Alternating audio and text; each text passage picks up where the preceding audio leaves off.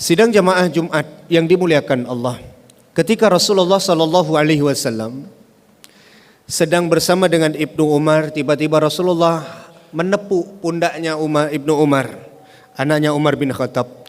Kemudian beliau berkata kepada Ibnu Umar, walaupun perkataan ini Rasulullah tujukan kepada Ibnu Umar, tapi sejatinya itu sebenarnya juga untuk kita, sebagai bentuk pelajaran bagi kita. Apa kata Rasulullah? Kun fid dunya ka'annaka gharib. Jadikanlah dunia ini, wahai Ibnu Umar, seolah-olah, seakan-akan kamu itu orang asing. Au 'abiras sabil, atau kamu itu sebagaimana orang yang sedang singgah di suatu tempat. Maka jemaah yang dimuliakan Allah, kalimat ini sangat syarat dengan makna. Kalau kita berada pada komunitas, pada tempat, wilayah, daerah yang bukan kampung kita, bukan wilayah kita, maka harusnya kita sebagai orang yang mawas diri, orang yang tahu attitude, orang yang tahu etika dan budi pekerti. Maka ketika kita menyadari wilayah itu bukan milik kita, bukan tempat kita, ada rasa sungkan, ada rasa hati-hati, ada rasa tidak semena-mena, tidak sekehendak jiwa kita, tidak seenak hati kita. Kenapa? Wilayah orang. Makanya Imam Nawawi mengatakan syarah hadis ini itu terbagi 3. Kalaulah seandainya kita diungkapkan oleh Rasulullah ini dunia adalah seakan-akan kita ini orang asing, berarti yang pertama, ini dunia jangan pernah dipikirkan oleh kita akan kekal kita selamanya di dunia ini. Jangan pernah kita berpikir bahwa inilah tanah air negeri kita yang terakhir dan tidak ada negeri setelah itu. Maka kalau ada orang yang beranggapan bahwa dia ini bukanlah tempatnya, bukanlah negerinya, dan tidak akan lama-lama di sini, tidak kekal dia hidupnya selama-lama di dunia ini, maka muncul sifat harus hati-hati. Yang kedua, kalaulah memang tempat ini bukan tempat kita, bukan wilayah kita, otomatis ada tempat yang sesungguhnya, yaitu bagaimana kita orang Islam ini menyadari ada pembalasan, ada sesuatu yang akan kita jumpai pasca dunia ini. Dan kalaulah kemudian akan kita jumpai tempat itu, yakinlah tempat itu nanti yang pasti kekal abadi. Kalau ada orang yang mengira di dunia ini hidupnya lama, hidupnya luar biasa, Allah katakan dalam satu ayat yang begitu singkat, Alhaakumut takatsur hatta zurtumul maqabir. Allah menggambarkan di ayat yang kedua dari At-Takasur itu adalah kalimat zurtum itu untuk wilayah hidupan setelah dunia, yaitu alam barzah, alam kubur. Maka apa makna zurtum di situ? Maka sebahagian pendapat mengatakan zurtum itu bagian kalimat ziarah. Allah ingin menggambarkan kepada kita di alam kubur orang seperti ziarah. Kalau kita sering pergi ke kuburan dalam rangka untuk kita melihat orang yang berada di kubur itu, mengingatkan kita tentang mati. Lalu kemudian kita mendatangi kuburnya, makomnya orang tua kita, kita kirimkan doa-doa kita. Maka sejatinya orang yang kalau dia ziarah tidak lama, paling tahan 1 jam, atau karena sayang kali sama orang yang wafat itu 2 jam boleh, 3 jam boleh. Intinya 1, 2 atau 3 jam itu tidak lama, singkat betul. Maka makna ziarah yang ingin Allah sematkan pada ayat itu, di kalimat mengatakan alam kubur seperti ziarah, di alam kubur itu tidak lama.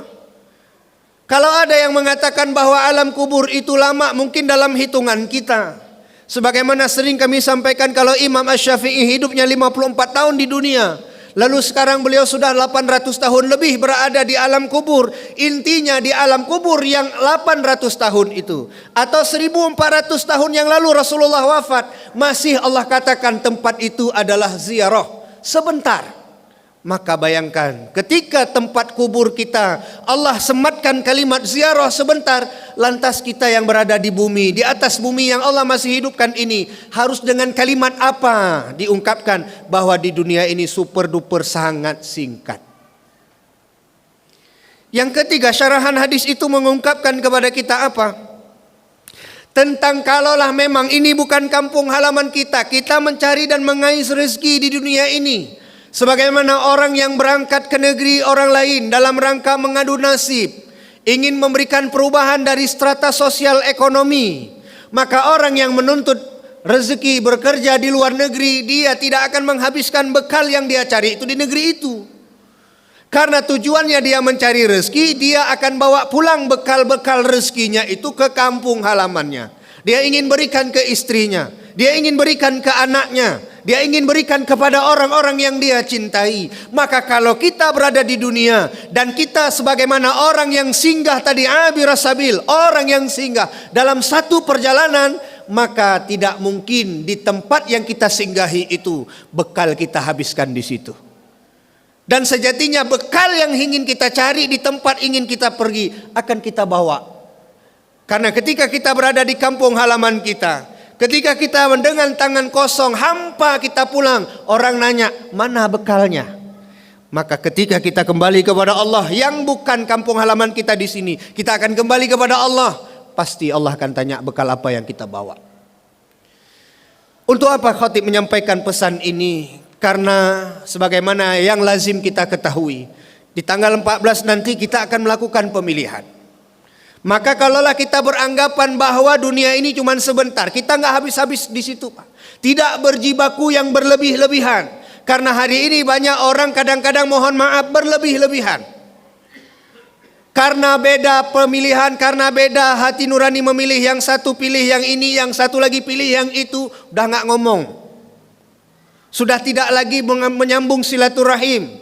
Padahal cukuplah di tahun sebelum politik ini, tahun 2019 itu jadi pelajaran bagi kita. Di mana banyak paslon itu berjibaku, bertumpah darah, habis-habisan, jor-joran. Tapi apa yang terjadi hari ini? Mereka sudah menjadi CS. Artinya apa? Dalam politik yang tadinya jadi kawan bisa jadi lawan, yang tadinya lawan bisa jadi kawan. Intinya kalau kita yang berada pada lapisan yang paling bawah, sangat amat penting kita menjaga persatuan di antara kita. Itu hanya beda pandangan politik. Itu hanya beda dengan cara pemilihan kita yang kita nggak setuju dengan kawan atau kakak abang kita. Intinya apa? Masing-masing boleh mengusulkan, tapi jangan sampai karena sibuk mengurusi harta, pangkat, kedudukan, jabatan di dunia, kita kemudian berseteru yang merenggangkan kita hidup di atas permukaan dunia, yang harusnya sebenarnya kita mengumpulkan bekal terbaik, bukan bekal untuk memperburuk keadaan kita di hadapan Allah Subhanahu wa taala. Beberapa waktu yang lalu khatib membaca sebuah berita di Instagram. Antara agak geli, tapi antara itu juga sedih. Kenapa ada orang yang rela menjual ginjalnya, Pak?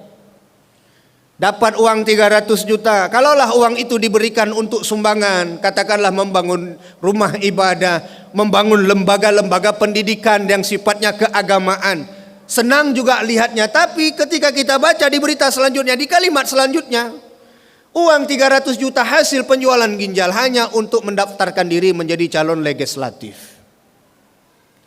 Kalau dulu kita bisa mengatakan kalau ada nikmat mata yang begitu hebat, lalu kemudian kalau mau diberikan uang 6 triliun, kami ambil matanya, mau tidak? Banyak orang akan mengatakan tidak mau. Tapi sekarang khatib tidak berani lagi ceramah seperti itu. Kenapa? Sudah ada terbukti ginjal dijual demi caleg. Maka jamaah yang dimuliakan Allah, apakah tidak boleh kita berambisi? Silahkan. Umar bin Abdul Aziz adalah salah satu khalifah yang digambarkan begitu ambisi. Beliau punya ambisi, bukan ambisi sembarangan. Hasratnya tinggi. Yang pertama sekali beliau punya hasrat di usia 20-an tahun itu apa? Beliau kepingin menikahi seorang gadis anak khalifah. Bukan karena anak khalifahnya, bukan karena kecantikannya, tapi alasan yang paling penting adalah beliau cerdas. Setelah beliau memiliki pasangan hidup yang beliau impikan, berhentikah impian dan ambisi beliau? Tidak. Beliau kemudian berhasrat ingin menduduki jabatan gubernur. Setelah terbentuk gubernur menjadi khalifah. Setelah khalifah terbentuk, hasrat terakhir yang beliau minta adalah, ya Rob, aku ingin masuk ke dalam surga. Maka siapapun boleh berambisi selama ambisi itu baik, tapi jangan biarkan karena perpolitikan yang terjadi di sini kita kemudian memutuskan silaturahim. Dan yang luar biasa bagi orang yang ingin naik menjadi calon legislatif, tolong jangan mengorbit kesalahan orang lain hanya untuk agar kita didukung. Kalau memang kita bijak sebagaimana makna politik, poli banyak tik banyak cara, cara-cara yang ahsan, cara-cara yang diinginkan oleh agama, itu yang kita kedepankan. Tunjukkan apa produk unggulan kita dengan membuat dan menutupi aib saudara kita. Ali bin Abi Thalib dengan Muawiyah bin Abi Sufyan di dalam kasus mereka berperang. Tapi apa yang terjadi ketika ada orang yang bertanya, bagaimana pendapatmu wahai Muawiyah tentang Ali? Tidak keburukan yang dia ungkapkan, tapi yang diungkapkan adalah kelebihan-kelebihan dan kehebatan Ali bin Abi Thalib. Maka hal ini yang harusnya kita tiru. Bahkan yang lebih memiriskan hati kita hanya untuk mendapatkan tampuk kekuasaan yang sifatnya cuma sebentar di dunia yang asing ini. Ada orang yang bercanda dengan mengatasnamakan agama. Jadikan agama ini sebagai tameng untuk mengikat kita agar kita tidak lari ke jalur yang salah dalam berpolitik. Maka kalau hari ini kita berpolitik, lihat aturan agamanya. Jangan lihat, oh ini politik, ini ayat yang menguntungkan politik kita. Enggak. Lihat politik dari sisi agama. Yang kita lakukan secara politik, pantaskah dan baikkah dalam pandangan agama. Kalau ini kita jaga, silahkan. Dan kami berharap siapapun yang naik silahkan saja. Mudah-mudahan bisa memberikan perubahan ini. Bukan untuk dirinya, bukan untuk kelompoknya saja, tapi melainkan untuk membangun generasi dan membangun negeri ini menjadi lebih baik. Kata Ali bin Abi Thalib, kalau ada calon pemimpin yang harus dipilih, maka kalaulah ada beberapa, lihat di antara beberapa itu yang paling dekat dengan agama. Kalau tidak ditemukan yang paling dekat dengan agama, maka kurangi lagi rating penilaian kita. Dari sisi apa? Lihat yang paling sedikit membuat mudarat dalam kehidupan. Maka jamaah yang dimuliakan Allah, hadis ini penting kami sampaikan karena harusnya dengan datangnya tahun pemilu ini tidak membuat suasana kita menjadi panas. Tidak ada lagi istilah serangan fajar. Kenapa? Karena ini bagian dari rentetan dunia saja. Kita jadikan kendaraan itu sebagai untuk kita meraih surga. Sebagaimana Umar bin Abdul Aziz yang bercita-cita berharap surga dari kekhalifahannya, maka kita harus berharap surga dari kendaraan politik yang kita kendarai itu. Dengan tidak mencampurkan antara hak dengan yang batil, dengan tidak menjelek-jelekkan pasangan yang bukan calon dari pasangan kita. Karena orang yang bijak, orang yang baik, orientasinya adalah akhirat. Sebagaimana kata Rasulullah tadi, kita di dunia ini adalah gharib. Kita hanya sebentar. Kita ini orang asing. Buat nama harum yang, buat nama baik kita itu menjadi baik. Buat nama keluarga nasab kita itu menjadi baik. Buat sesuatu itu yang kita tinggalkan. Bukan karya-karya yang dapat mencoreng wajah kita, wajah nasab kita, wajah keluarga kita, dan terutama wajah agama kita. Kalau ini kita lakukan, insya Allah mudah-mudahan harapan kami nantinya kita dapat menyongsong negeri kita yang sedang sakit ini menjadi negeri yang lebih baik. Negeri yang sedang dalam keadaan miris ini, di mana-mana kita lihat orang susah, mudah-mudahan dapat dengan pemilu ini terangkat harkat martabat dalam kehidupannya. Intinya kalau kita belajar dari orang-orang yang dilantik sebagai dai moderasi, tujuan dari moderasi itu disampaikan oleh Kementerian Agama apa? Jadikan sila yang pertama itu mengapit seluruhnya. Apa itu? Yaitu ketuhanan yang Maha Esa. Dalam berpolitik ingat Allah, dalam bersosial ingat Allah, dalam menunjukkan persatuan ingat Allah, dalam ingin menunjukkan dan mewujudkan keadilan sosial bagi seluruh rakyat Indonesia juga harus diapit oleh ketuhanan yang Maha Esa. Kalau ini kita torehkan dalam kehidupan kita, hakul yakinlah negeri ini akan terperbaiki dengan baik. Mudah-mudahan ada manfaat dari apa yang sudah Ustaz Khatib sampaikan, dan ini bisa menjadi pelajaran bagi Khatib dan bagi kita semua. Alhamdulillah.